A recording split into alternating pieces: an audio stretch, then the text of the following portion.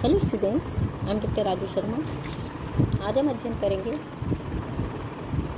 भारतीय वनों से प्राप्त होने वाली वस्तुओं का। भारतीय वनों से प्राप्त होने वाली विभिन्न वस्तुओं को मुख्य रूप से दो श्रेणियों में विभाजित किया जा सकता है: गौण उपजें और मुख्य उपजें। जो मुख्य उपजें हैं उसके अंतर्गत प्रमुख है हिमालय प्रदेश की लकड़ियाँ। इसके अंतर्गत श्वेत सनोवर, देवदार, चीड़, स्प्रूस प्रमुख हैं। श्वेत सनोवर नुकीली पत्ती वाले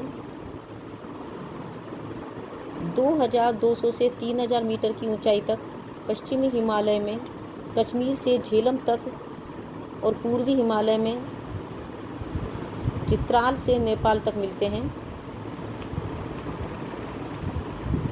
ये 60 मीटर तक ऊंचे और 6 से 7 मीटर तक मोटे, सफ़ेद और नरम लकड़ी के होते हैं।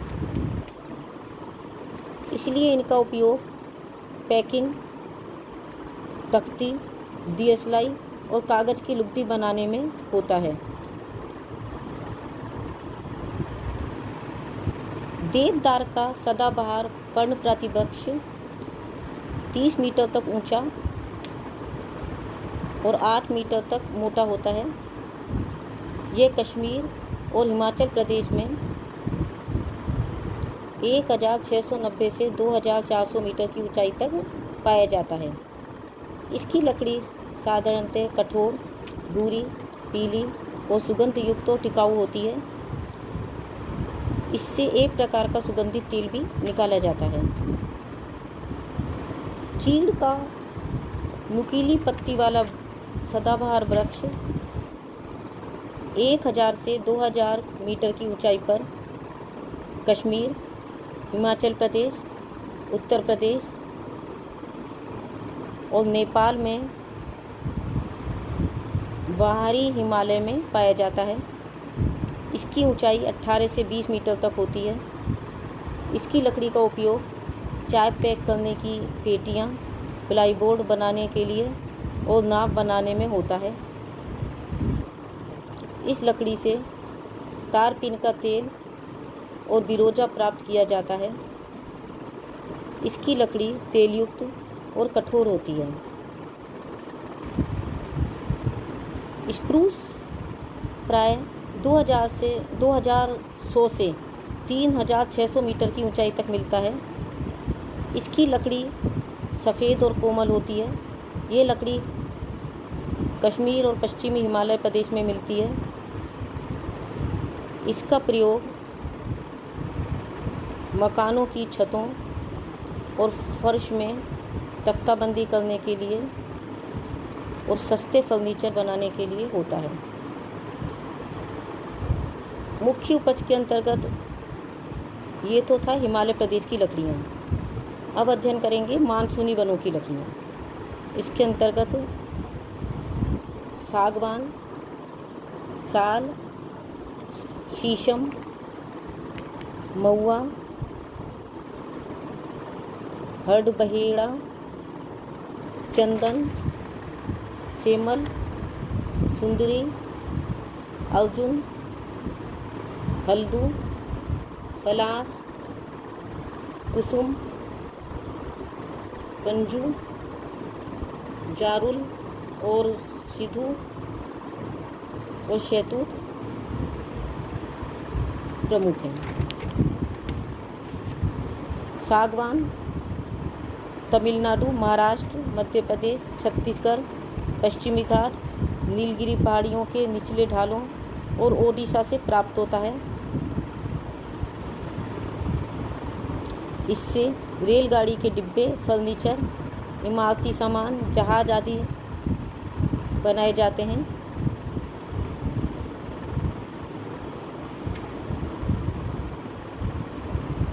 सागवान का सबसे अधिक क्षेत्रफल मध्य प्रदेश में है। इसका उपयोग टिकाऊ और घरेलू फर्नीचर बनाने में अधिक होता है। साल के वन हिमाचल प्रदेश में कांगड़ा से लेकर असम के नवगाम जिले और मेघालय में गारो की पहाड़ियों तक, हिमालय के निचले ढालों और तराई के भागों में विस्तृत पाए जाते हैं। उत्तर प्रदेश, उत्तराखंड, बिहार, झारखंड, असम, छोटा नागपुर का पठार, मध्य प्रदेश, छत्तीसगढ़, उत्तरी तमिलनाडु, ओडिशा में ये वन पाए जाते हैं। इसके अतिरिक्त साल के वन संपूर्ण तराई क्षेत्र में भी पाए जाते हैं। लकड़ी भूरे रंग की, कठोर और टिकाऊ होती है। इसका उपयोग वाहनों के ढांचे, जलियानों के ढांचे, चौखटें, लकड़ी की पेटियां, तंबू, पुल, खंबे, खिड़कियां, स्लीपर बनाने और घरेलू कामों में होता है। शीशम प्रमुख रूप से उत्तर प्रदेश, पंजाब, हरियाणा और तमिलनाडु के शुष्क भागों में पाया जाता है। कुछ सीमित मात्रा में पश्चिमी बंगाल, राजस्थान, असम, मध्य प्रदेश और छत्तीसगढ़ में भी मिलता है। इसकी लकड़ी भूरे रंग की होती है। इसका उपयोग मकान, फर्श, फर्नीचर बनाने, रेल के डिब्बे बनाने में होता है। महुआ अधिकतर छोटा नागपुर के पठार, मध्य प्रदेश, छत्तीसगढ़, महाराष्ट्र, गुजरात और दक्षिण पूर्वी राजस्थान में बहुत अधिक मात्रा में प्राप्त होता है। यह लकड़ी बहुत कठोर होती है, इसीलिए इसको काटने में बहुत कठिनाई आती है। इसका कच्चा फल पकाया जाता है और तेल निकाला जाता है। पके फल से देसी शराब भी बनाई जाती है। हर्ड बहेड़ा के वृक्ष महाराष्ट्र, मध्य प्रदेश, छत्तीसगढ़, ओडिशा, बिहार, झारखंड और पश्चिमी बंगाल में मिलते हैं। यह दवाई और रंगाई में काम आती है। बहेड़ा की लकड़ी बहुत कठोर होने के कारण पेटियां, सामान भरने के डिब्बे आदि में काम आती है। चंदन का वृक्ष मुख्यतः दक्षिणी भारत के शुष्क भागों जैसे कर्नाटक और तमिलनाडु में ही पैदा होता है। इसकी लकड़ी कठोर और ठोस होती है। इसका रंग पीला भूरा होता है और इसमें से तेज सुगंध आती है। इसी से इसका मूल्य और महत्व बहुत अधिक है। इससे चंदन का तेल निकाला जाता है और लकड़ी का उपयोग खुदाई करने और सजावट, अनेक प्रकार की वस्तुएं बनाने में, चूड़ा, अगरबत्तियों बनाने में किया जाता है। सेमल का वृक्ष असम, बिहार, झारखंड और तमिलनाडु में उगता है। इसकी लकड़ी मुलायम और सफ़ेद रंग की होती है। इसका उपयोग खिलौने, तख्ते और पेटियां बनाने में होता है। सुंदरी का वृक्ष गंगा के डेल्टा में बहुतायत से होता है। इसकी लकड़ी कठोर ठोस होती है। इससे नाव, मेज, कुर्सियाँ, खंबे, स्लीपर और जहाज आदि के ढांचे बनाए जाते हैं।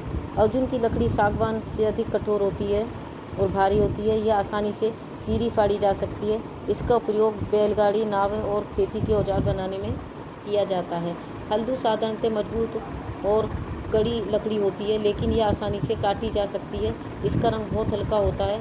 यह अधिकतर खिलौने और कंगे बनाने और खुदाई करने के काम में आती है। ये लकड़ी उत्तरी मैदानों में सर्वत्र प्राप्त होती है। पलास या ढाक के वृक्ष अधिकतर छोटा नागपुर, दक्षिण पूर्वी राजस्थान के अधिकांश भाग में पाए जाते हैं। इसकी पत्तियों पर लाख के कीड़े पाले जाते हैं और पत्तियां पशुओं को खिलाने और शेष टहनियाँ जलाऊ लकड़ी के रूप में काम आती है। कुसुम की लकड़ी बहुत कठोर, भारी और मजबूत होती है, इसलिए इसका उपयोग औजार के दस्ते और पहिए बनाने में होता है। इस पर भी लाख के कीड़े पाले जाते हैं। गंजू जो लकड़ी है वो मुलायम होती है। ये उत्तरी भारत में, विशेषकर पश्चिमी उत्तर प्रदेश में बहुत मिलती है। यह अधिकतर सस्ता फर्नीचर, पेटियां, दियसलाई और डिब्बे और स्लेटों के चौखट बनाने में काम आती है। जारुल या सिद्धू लकड़ियाँ उत्तरी पूर्वी भारत, विशेषकर बंगाल और बिहार में बहुतायत से मिलती हैं। ये काफ़ी मजबूत और टिकाऊ होती है। इनका उपयोग मकान, नावें, खंबे और सस्ते फर्नीचर बनाने में होता है। शहतूत की जो लकड़ी होती है वो बहुत मुलायम और टिकाऊ होती है, इसलिए इससे खेल का सामान, जैसे हॉकी, टेनिस रैकेट, क्रिकेट के बल्ले आदि बनाए जाते हैं। इसके अतिरिक्त सदा हरे भरे रहने वाले वनों की लकड़ियों में चपलास, रोजवुड, बुर्जन, तलसुल, नाहर प्रमुख हैं।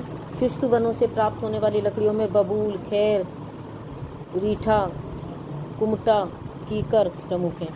इसके अतिरिक्त गौण उपजें भी मिलती हैं, जैसे लाख, चमड़ा रंगने के पदार्थ, गोंद, दियसलाई बनाने के लिए सेमल, मुरकट, धूप, पपीता, आम, सुंदरी, सलाई आदि वृक्षों की लकड़ी काम में लाई जाती है। दियसलाई बनाने के लिए भी वनों से ही सामग्री प्राप्त होती है। गोंद प्राप्त होता है,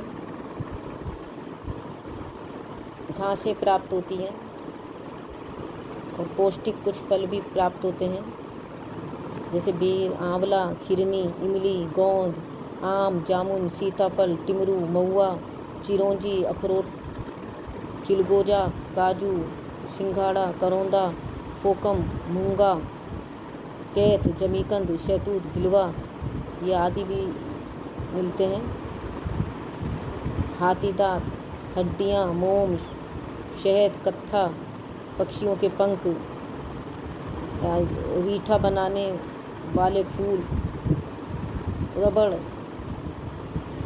ऐसी कई गौण वस्तुएं जो कि बहुत ही महत्वपूर्ण है, वनों से ही प्राप्त होती हैं। तो बच्चों, आज के लिए बस इतना ही। Thank you.